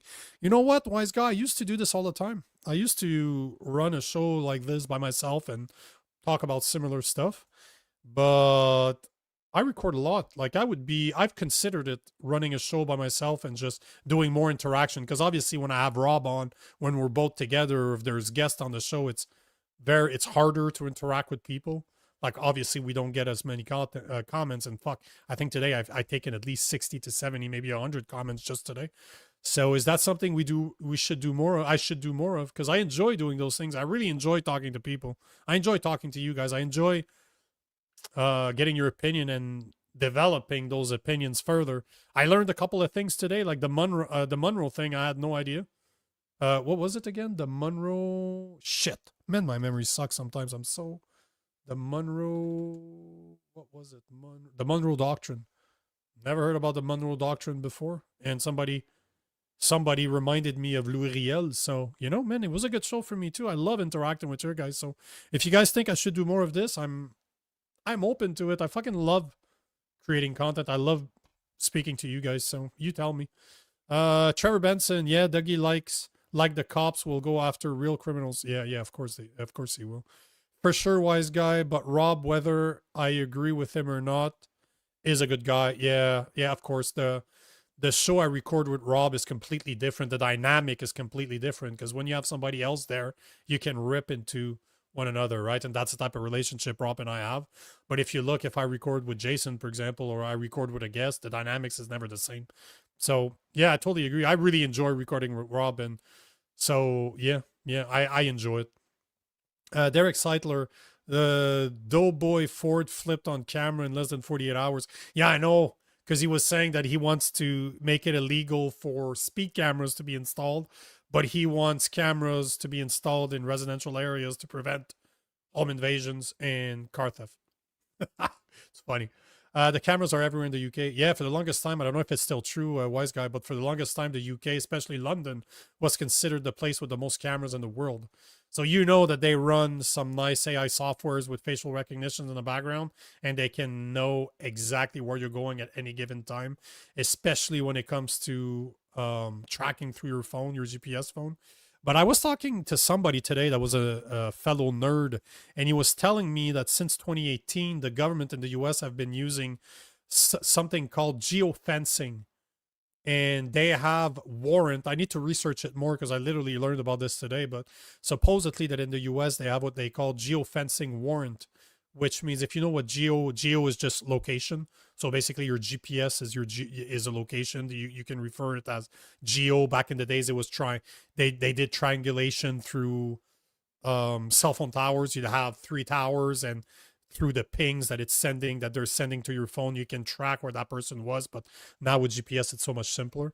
But geofencing is, let's say that there's a crime that was committed in a specific area of a city, or that let's just call it a crime because it encompasses everything. But there's a crime in a certain area, they can geofence. So they basically put a virtual fence around that area, and any cell phone signal, any GPS signal that was part of that geofence, you can have a warrant issued to go after those people. And the GPS quite often is used through maps or Wise.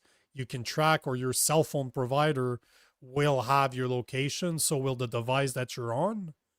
So basically, the warrant could be used in order to track the people there and investigate them because they were in the geo area of where the crime was. I didn't even know that existed. I have to do more research on it, but it makes sense that it exists because the technology is there. That is fucking scary. Pure Gosu saying police are useless. Well, unfortunately, they shouldn't be, but it seems that there's some really useless people out there. I don't want to believe that they're all useless, but they're not being supported the way that they should be supported. They don't seem to be enforcing the law like it used to be, and there's definitely a two-tier system in Canada when it comes to policing. So pure Gosu, there's definitely a problem there. You steer the soul. Back in the 90s, I was taking a course. I happened to hear a professor on TV say something very interesting about politicians. The prof said all politicians are either one of the two. What do you mean by that? Because this probably, I should have read the comment before I took it. Rusty Wiener, in a perfect world, cameras would be a great tool. In reality, the government can't be trusted to handle the data. Exactly. And you know, Rusty, I was talking about this earlier. I don't know if you were there, but I was talking about Palantir at the beginning of the show. And until softwares like Palantir happen, like the NSA has been copying the information, every single packet, every single piece of information that's been through the US have been copied through to NSA servers. And until recently, we didn't have the technology to sift to cipher through it, to just say, find me all the information about this guy. And then go in. You could do searches, but they were mainly human searches.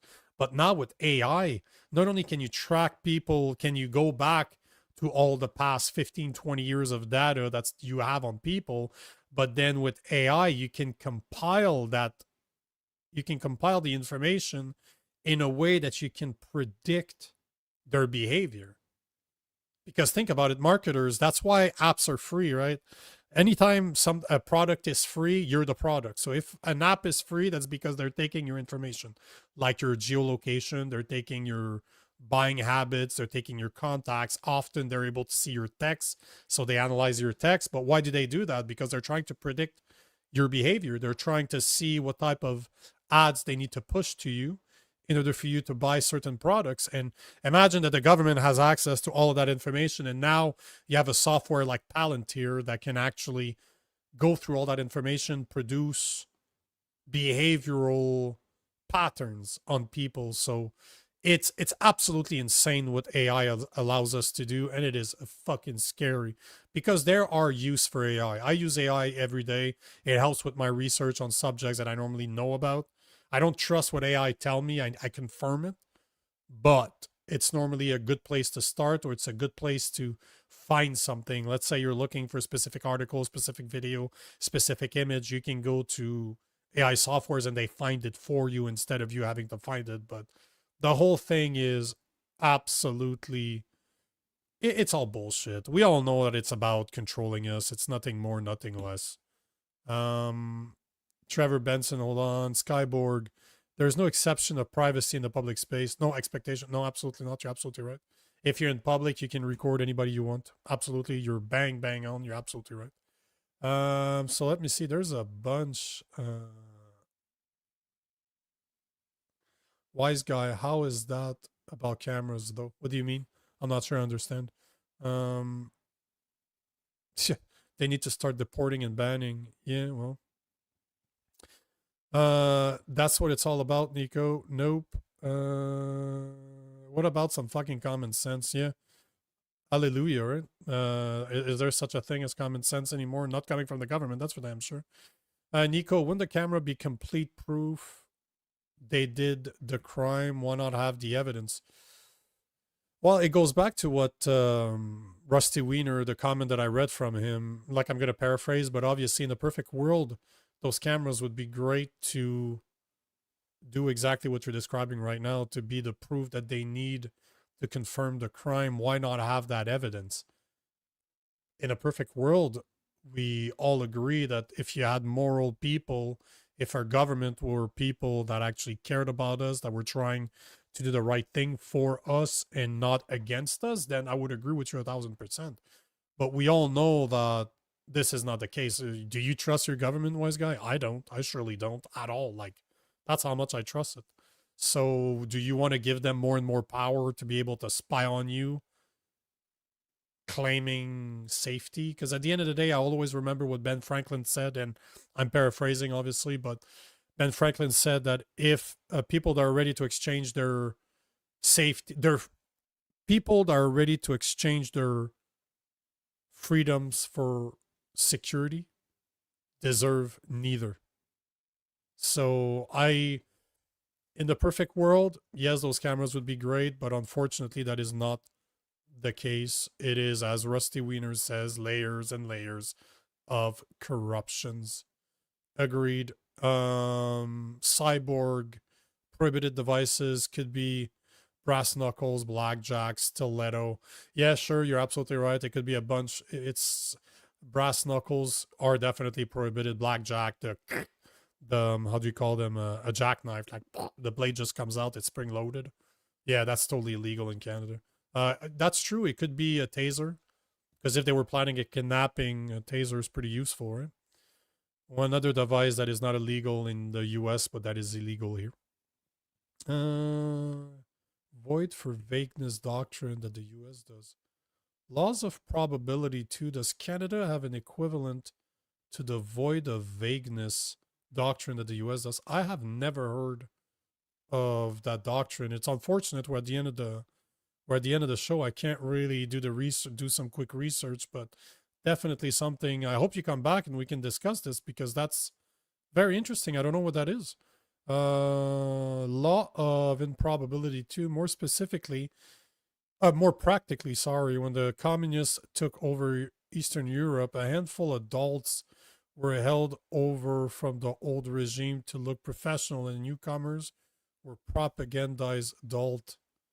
Man, I'm really curious. I'm going to have to research what you're talking about, Because that was a very interesting, that was a good question. I appreciate that. Trevor Benson, you have an assault hammer. Does that mean ban hammers? You know the answer to that, especially if it's black, if it looks assaulty, if it looks dangerous, they want to ban it. You're absolutely right. Oh, there you go. We're gonna finish on this because I was curious what you meant by that earlier. You stir the soul. So basically, you stir the soul. Politician or either one of the two, either a sociopath or a psychopath. They all have narcissistic trait. You're absolutely right. I was having this discussion with someone today, and I'm a big fan of psychology. And you know, you look at serial killer. I have serial killers. I have a few books like somewhere around there that are about serial killers. And if you look at the psychology behind it, they're psychopath, obviously, but there's a lot of studies that came out to show that most of the leaders of businesses, like massive corporations, most of the politicians, most of the people that are in content creation, a lot of the people that seek power are sociopath. They might not be serial killers, obviously. They might not be psychopath like serial killers, but the main thing that is the same between psychopath and sociopath is the lack of empathy. And that's the problem, right? When it's a very hard pill to swallow for the average individual to believe that the government does not like them, that the government does not care for them, that the government is not there to be their knight in shining armor. That's hard to believe for the average people, because the average people believes that the government are a representation of other people like you and I. But at the end of the day, it's not. There's a very specific type of people that seek the power that a politician would have. And those people are normally narcissists and they're sociopath, 100%. If you look at the psychology behind sociopath, it makes sense, because you need to be able to, those people want to make decisions based on the greater good, or what they perceive to be the greater good. So that means that you need to not care about a lot of people, because they're suffering. If they suffer for the greater good, it's not a big deal. Then the greater good could become, if they suffer because I will make money, I don't really care. That's where the lack of empathy is very dangerous. You don't want to have a leader that doesn't have empathy, because that means they don't care about you. They're never going to see you as their equal.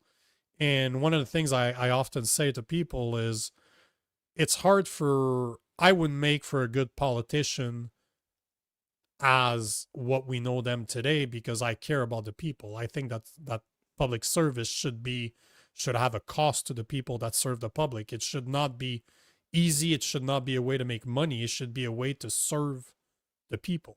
So it should be about them and not about you. But the system is built by narcissists. The system is built by sociopaths that want to make money, that want to gain more and more power. So is it that hard to believe that somebody that is doing it for selfish reason does not believe that you are the same as them? So imagine that they think you're the equivalent of an animal. You're the equivalent of an insect to them. And how much thought do you put into stepping over an insect or stepping on the insect when you're walking on the sidewalk? Do you really care that there's an insect there, or you just step over it? I see it the same way. To me, those guys see us as insects. They don't really give a fuck at the end of the day. All they care about is themselves. So yeah, interesting conversation. I love to talk about psychology. Let's take another one. I'll pat my back a bit. Trevor Benson is saying, great show, Nico. Cheers, and cheers to the chat. I agree, man. Without you guys, this would not be possible. So I appreciate every single one of you. I appreciate your comments. We took a bunch of comments today, but man, I love those shows. I love to be able to interact with you guys more. So guys, thanks for being here. Thanks for being on the show. If you like the show, make sure to like. If you're on X, make sure to like. Make sure to restream the stream. If you're on Instagram, thank you for being there. Hopefully you enjoyed it. Leave a comment, like the show at that time as well. But the real conversation happens right here on YouTube. So if you guys want to join the conversation next time, be on the YouTube channel at the Poli Orphans. Make sure to join us. Once you're there, like, comment, make sure to subscribe. Obviously, subscribe to the show. But even if you didn't like the show, tell me why. Just fucking thumbs down. Tell me why you didn't like it, and we'll take it under consideration. I'm always here for constructive criticism. So absolutely let us know. But if you believe in what we're trying to do, if you believe in what Rob and I do every day, we appreciate you becoming a member. It's $2.99 a month. Support the show. And if you don't like YouTube and you don't want to give them your money, we do have the QR code there for buying us a coffee. And then you don't have to create an account. You can just go there, give us a tip. We appreciate it. But no matter what, at the end of the day, we appreciate your presence more than anything else. So thank you for being here. Thank you for spending the night with me. And Rob will be here tomorrow, and we will see you then. Enjoy the rest of your night, guys. Thanks for being here.